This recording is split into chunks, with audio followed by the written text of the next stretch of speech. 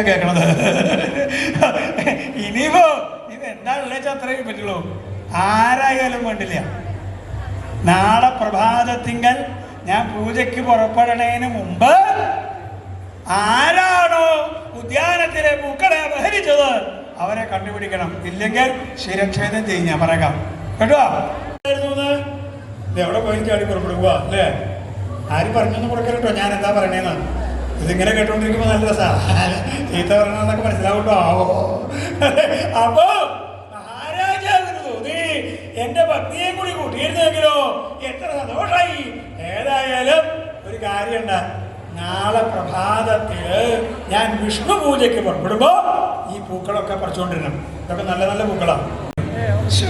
ഞാനത് ആലോചിച്ചില്ലേ? അങ്ങനെ തോന്നാറില്ലേ നമുക്ക്? ഇടയ്ക്ക് എവിടെയെങ്കിലും പോകുമ്പോ തോന്നാറുണ്ടോ? തോന്നാറുണ്ട്. എന്താ തോന്നാറ്? ഇവിടെ കൂട്ടാണ്ട് പോന്നാ മതിയായിരുന്നു.